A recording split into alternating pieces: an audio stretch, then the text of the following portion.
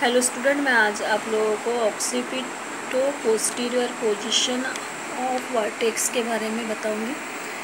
तो देखिएगा, जैसे हम पिछली यूनिट में पढ़ चुके हैं, जो फीटस होता है, फीटस के ऑक्सीपिट का मदर प्रेग्नेंट वुमेन के पेल्विस के साथ जो संबंध होता है, जो कनेक्शन होता है, उसे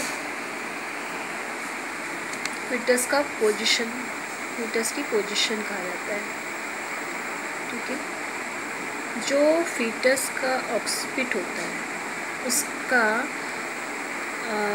गर्भवती महिला के पेल्विस के साथ जो संबंध होता है उसे गर्भस्थ शिशु की पोजीशन कहा जाता है। ठीक है, यदि गर्भस्थ शिशु का ऑक्सीपिट गर्भस्थ शिशु का जो ऑक्सीपिट होता है पेल्विस के एंटीरियर भाग में स्थित होता है। यदि फीटस का जो ऑक्सीपिट होता है पेल्विस के एंटीरियर भाग में स्थित होता है तो उसे ऑक्सीपिटो पोस्टीरियर पोजीशन कहते हैं। ठीक है, यह गर्भस्थ शिशु की सामान्य अवस्था होती है, सामान्य पोजीशन होती है। ऑक्सीपिट पेल्विस के किस ओर स्थित होता है, इस आधार पर उसकी पोजीशन को हम दो प्रकार में बांट सकते हैं। फर्स्ट है लेफ्ट ऑक्सीपिटो एंटीरियर। फर्स्ट है लेफ्ट ऑक्सीपिटो एंटीरियर। इसमें क्या होता है, जब ऑक्सीपिट महिला के पेल्विस के एंटीरियरली भाग में लेफ्ट साइड में स्थित होता है तो उसे occipito anterior left occipito anterior position कहते हैं, LOA। ठीक है, और सेकेंड है राइट ऑक्सीपिटो एंटीरियर। जब फीटस का ऑक्सीपिट मदर के पेल्विस के एंटीरियरली किंतु राइट साइड में स्थित होता है तब उसे राइट ऑक्सीपिटो एंटीरियर कहते हैं, ROA। सेकेंड वर्टेक्स पोजीशन भी कहा जाता है इसे। ठीक है, नेक्स्ट देखेंगे हम ऑक्सीपिटो पोस्टीरियर पोजीशन। अभी हमने देखा ऑक्सीपिटो एंटीरियर पोजीशन, अब हम देखेंगे ऑक्सीपिटो पोस्टीरियर पोजीशन। महिला की इस प्रकार की जो पोजीशन होती है यह माल पोजीशन कहलाती है। ठीक है, इसमें राइट और लेफ्ट सेक्रोइलियक जॉइंट के आधार पर इसमें अलग अलग प्रकार की पोजीशन होती है। जैसे फर्स्ट हम देखेंगे राइट ऑक्सीपिटो पोस्टीरियर पोजीशन। इसमें क्या होता है, जो फीटस का जो सिर होता है वो यदि पेल्विस के पोस्टीरियर भाग में राइट सेक्रोइलियक जॉइंट के ऊपर स्थित होता है तो इसे राइट ऑक्सीपिटो पोस्टीरियर पोजीशन कहते हैं या थर्ड वर्टेक्स पोजीशन कहते हैं। सेकेंड में देखेंगे लेफ्ट ऑक्सीपिटो पोस्टीरियर पोजीशन। जब ऑक्सीपिट महिला के लेफ्ट सेक्रोइलियक जॉइंट के ऊपर पोस्टीरियर साइड में स्थित होता है तो इसे लेफ्ट ऑक्सीपिटो पोस्टीरियर पोजीशन कहते हैं या फोर्थ नंबर की वर्टेक्स पोजीशन कहते हैं।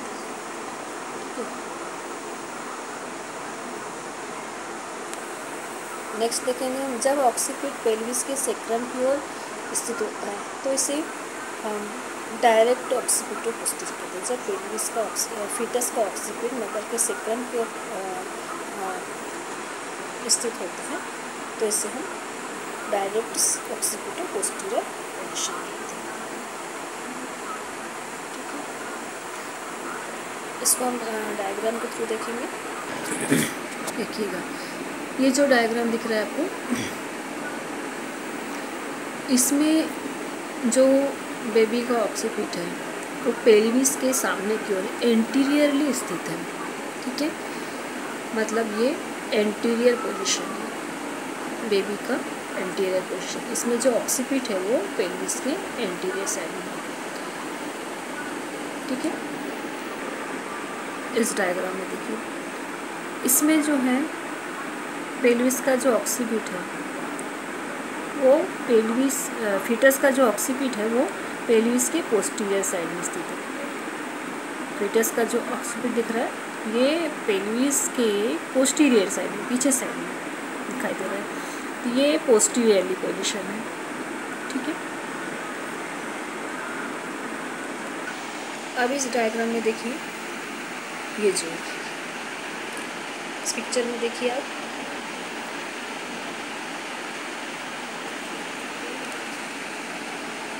इसमें राइट ऑक्सीपिटो पोस्टीरियर पोजीशन दिखी है, राइट ऑक्सीपिटो पोस्टीरियर पोजीशन, मतलब जो फीटस का ऑक्सीपिट है वो राइट साइड में और पेल्विस के पोस्टीरियर साइड में, इसलिए इसको राइट ऑक्सीपिटो पोस्टीरियर पोजीशन है। नेक्स्ट देखेंगे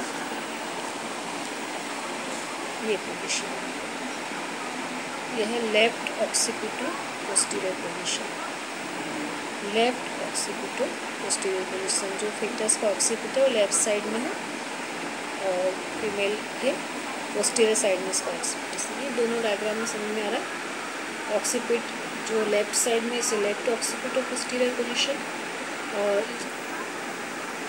लेफ्ट साइड में जो दिख रहा है वो लेफ्ट ऑक्सीपिटो पोस्टीरियर पोजीशन। ठीक है, अब हम देखेंगे ऑक्सीपिटो पोस्टीरियर एक असामान्य प्रकार की पोजीशन होती है, क्योंकि इसके दौरान क्या होता है, जो गर्भस्थ शिशु का जो प्रेजेंटेशन होता है वो तो वर्टेक्स होता है, किंतु इसकी जो पोजीशन होती है वो असामान्य होती है, क्योंकि ये पोस्टीरियर पोजीशन होती है। ठीक है,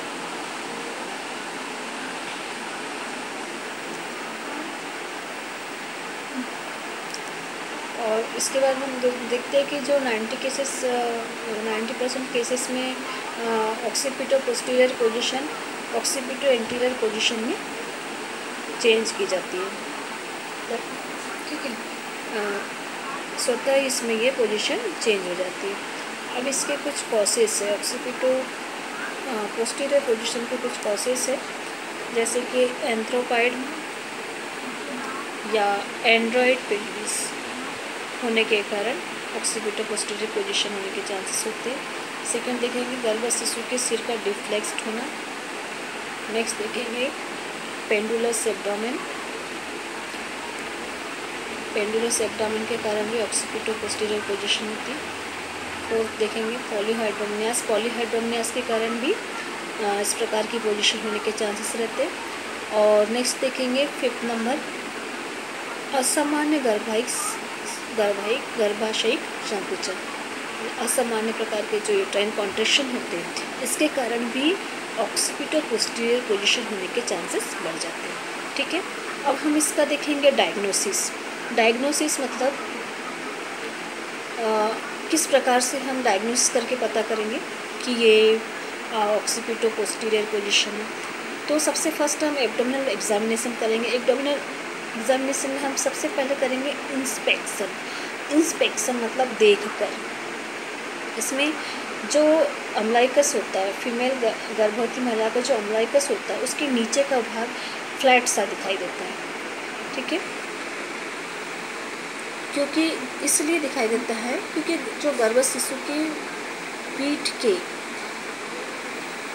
आगे की ओर स्थित नहीं होती, जो गर्भस्थ शिशु की पीठ होती है वो आगे की ओर स्थित नहीं होती, इसलिए नाभि के नीचे वाला भाग होता है वो ऐसा दिखाई देता है, फ्लैट दिखाई देता है। अभी हमने डायग्राम में दिखाया था आपको, देखिए इसमें जो पीठ है, फीटस की जो पीठ है वो पीछे की ओर है, इसलिए अम्लाइकस के नीचे का जो भाग होगा वो फ्लैट दिखाई देगा। ठीक है, नेक्स्ट देखेंगे हम लेटरल अथवा अम्लाइकल ग्रीप, लेटरल अथवा अम्लाइकल ग्रीप। ठीक है,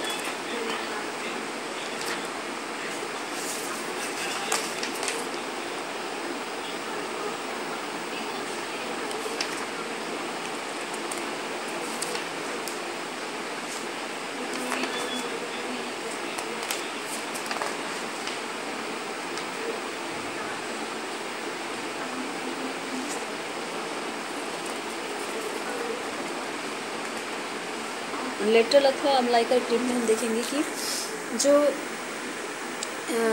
इस ग्रिप के द्वारा हम जो फीटस की बैक होती है, बैक होते हैं, लिम्ब होते हैं और उसका जो एंटीरियर शोल्डर होते हैं, इसकी स्थिति का पता लगा सकते हैं।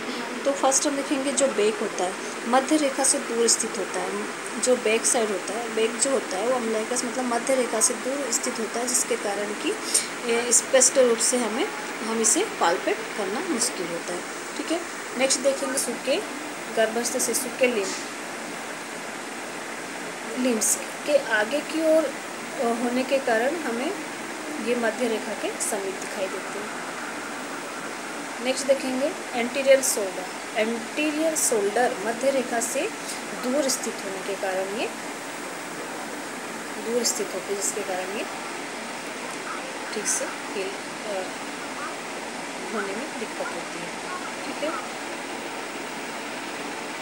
अभी हमने देखा लेटरल अम्बिलिकल ग्रिप। अब हम देखेंगे पेल्विक ग्रिप। पेल्विक ग्रिप में क्या होता है, जो गर्भस्थ शिशु होता है, गर्भस्थ शिशु के जो सिर का एंगेजमेंट ठीक से नहीं हो पाता। ठीक है, पेल्विक ग्रिप में गर्भस्थ शिशु का एंगेजमेंट तथा एटीट्यूड ज्ञात करने में हमें क्या होती है, दिक्कत होती है। ठीक है, क्यों? इसमें क्या होता है, जो बेबी फिटस का सिर होता है वह पूरी तरह से मुड़ा हुआ नहीं होता, डिफ्लेक्स्ड होता है। ठीक है, डिफ्लेक्स होता है। और नेक्स्ट देखेंगे कि इसका जो सेंसिटिव होता है वह अधिक उभरा हुआ महसूस होता है, अब अधिक उभरा हुआ महसूस नहीं होता। ठीक है, तो पेल्विक ग्रिप में हम देखेंगे कि जो बेबी का सिर है वो एंगेज नहीं है, सिर पूरी तरह से फ्लैक्स नहीं है, डिफ्लेक्स और सेंसिटिव अधिक उभरा हुआ दिखाई देगा इसमें, सेंसिटिव। ठीक है, अब हम देखेंगे वेजाइनल एग्जामिनेशन। वेजाइनल एग्जामिनेशन में देखेंगे जो गर्भस्थ शिशु का प्रेजेंटिंग पार्ट होता है, जो गर्भस्थ शिशु का प्रेजेंटिंग पार्ट होता है वह तुलनात्मक मतलब नॉर्मल जो एंटीरियर पोजीशन की तुलना में यह ऊपर की ओर होता है। और सेकंड देखेंगे जो सिर होता है बेबी का वो डिफ्लेक्स्ड होने के कारण एंटीरियर फाउंटेनस हमें स्पष्ट रूप से दिखाई देता है, एंटीरियर फाउंटेनस फील होता है डिफ्लेक्स्ड होने के कारण। सेजाइटल सूचर्स जो होते हैं इसमें पेल्विस के किसी भी ओर मतलब ऑब्लिक डायमीटर में दिखाई देते हैं। इसके अलावा जो पोस्टीरियर फाउंटेनस सेक्रोइलिक संधि की ओर दिखाई देती है, पोस्टीरियर फाउंटेनस जो होती है सेक्रोइलिक जॉइंट की ओर दिखाई देती है। ठीक है, ये हो गया उसका वेजाइनल एग्जामिनेशन। इसके अलावा हम ऑस्कल्टेशन करके भी पता लगा सकते हैं, जैसे लेफ्ट ऑक्सीपिटल पोस्टीरियर पोजीशन के दौरान जो एफएचएस का सुनना थोड़ा मुश्किल होता है इसमें। ठीक है, एफएचएस हमें मुश्किल से सुनाई देते हैं। नेक्स्ट देखेंगे हम इसका जो प्रोबेबल कोर्सेस होते हैं, लेबर के प्रोसेस होती है, इसमें देखेंगे कि जो गर्भस्थ शिशु के सिर का पेल्विस में एंगेजमेंट देरी से होता है, कि सिर उसका डिफ्लेक्स्ड होता है ना। फिर नेक्स्ट होता है झिल्लियाँ इसमें जल्दी फट जाती क्योंकि हेड फिक्स नहीं हो पाता, इस कारण से डिफ्लेक्स्ड होने के कारण। फिर इसमें जो यूट्राइन कॉन्ट्रैक्शन होते हैं वो बहुत धीमे आते हैं।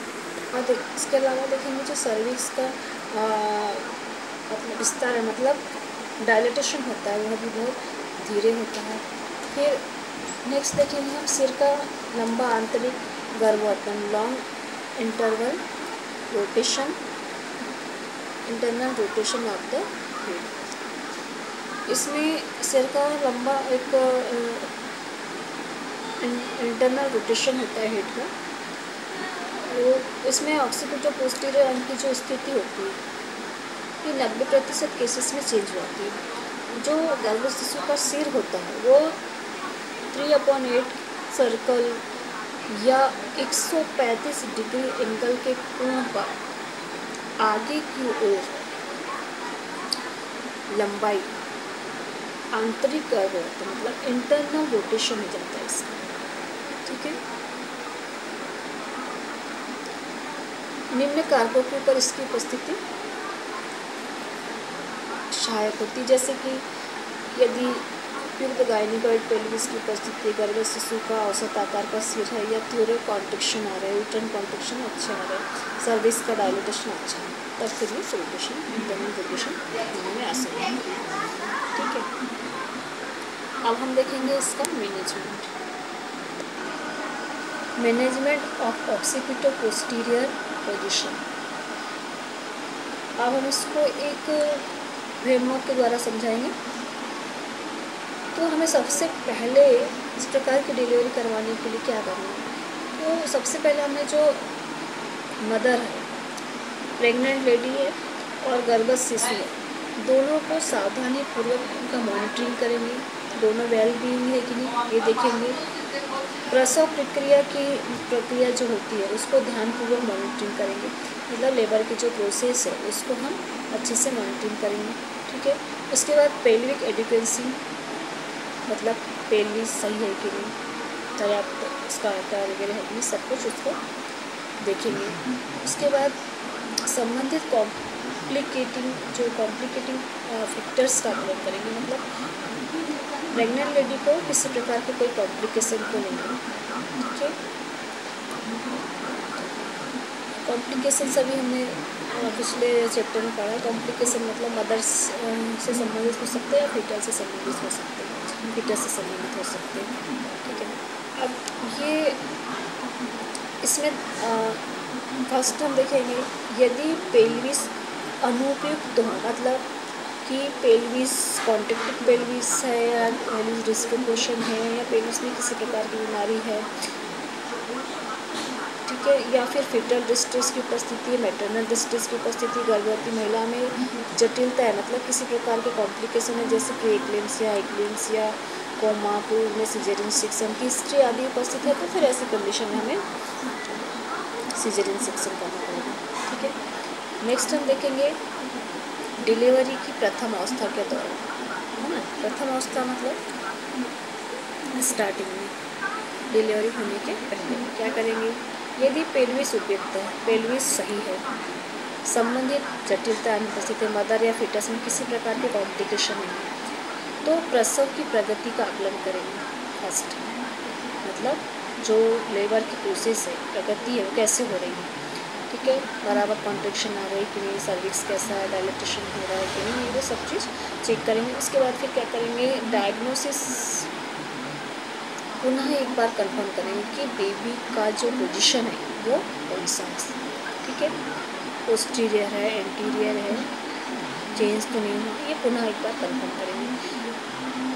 थर्ड देखेंगे जो यूट्राइन कॉन्ट्रैक्शन है वो अच्छे से आ रही है कि नहीं, उसकी अवधि, उसका टाइम पीरियड कितना है, आवृत्ति मतलब कितने बार आ रहा है कॉन्ट्रैक्शन, कितने बार उसको असिस्ट करेंगे। फिर ये सब असिस्ट करने के बाद पेशेंट को बेड रेस्ट की सलाह देंगे, पेशेंट को बेड रेस्ट की सलाह देंगे, उसको बेड पर लेटाएंगे। उसके बाद हम आईवी ड्रिप स्टार्ट करेंगे, आईवी रिंगर इलेक्ट्रोड स्टार्ट करेंगे। उसके बाद ऑक्सीटोसिन ड्रिप की आवश्यकता हो तो वो लगाएंगे। ऑक्सीटोसिन ड्रिप लगाने के बाद द्वितीय अवस्था में मैनेजमेंट के लिए हम क्या करेंगे, ऑक्सीटोसिन ड्रिप लगा दिए। उसके बाद ऑक्सीपिट के आगे की ओर,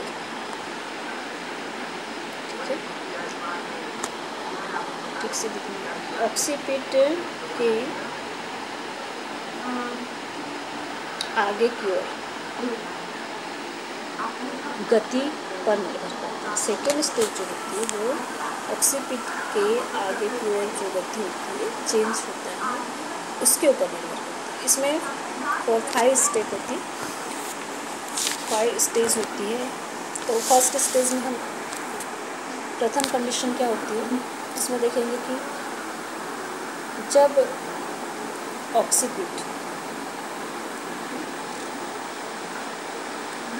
ऑक्सीपिट का आगे की ओर 3 to 8 सर्कल 135 डिग्री कोण पर आंतरिक गर्भवत्त इंटरनल रोटेशन हो जाए, तब स्पॉन्टेनियस स्वतः वेजाइनल डिलीवरी करवाएंगे या फिर फॉर्सेप्स या वेंटोस के द्वारा डिलीवरी करवाएंगे।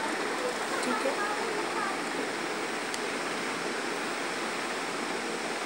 यदि फिटल डेथ हो गई तो उसे क्रेनियोटॉमी या फीटस शिशु की डिलीवरी करवाएंगे।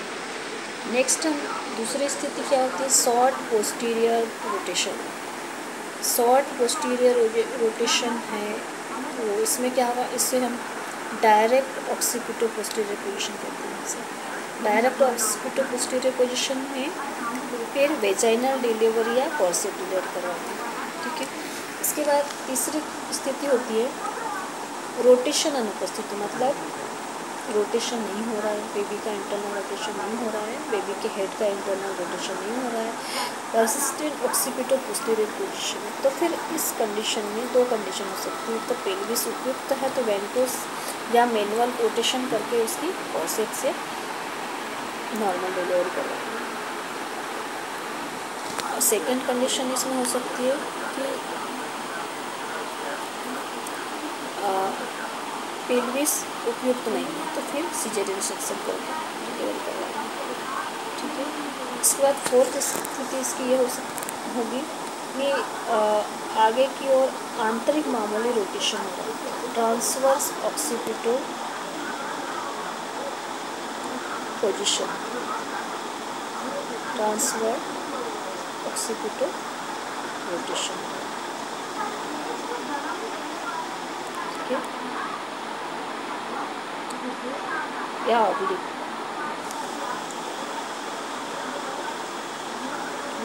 पोजीशन हो रही है।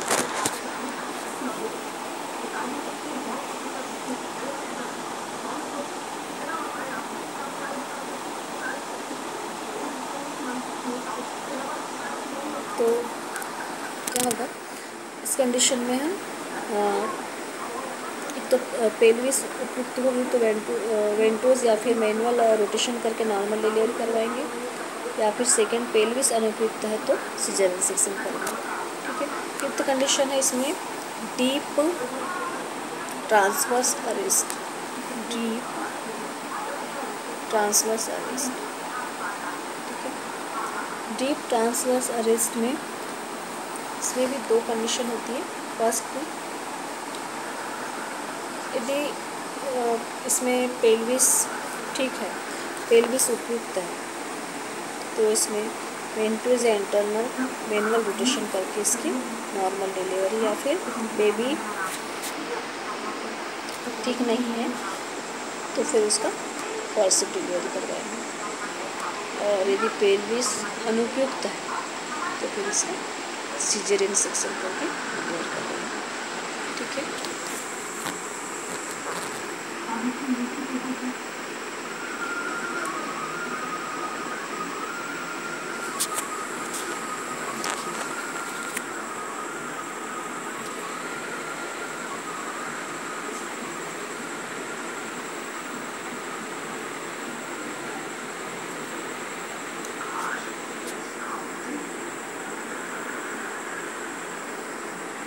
ये देखिए, आई होप आपको दिख रहा होगा।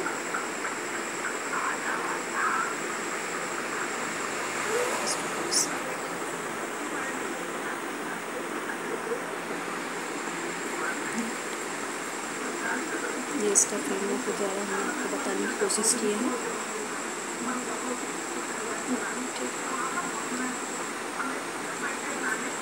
तो आज हम लोगों ने ऑक्सीपिटो पोस्टीरियर पोजीशन के बारे में बताया।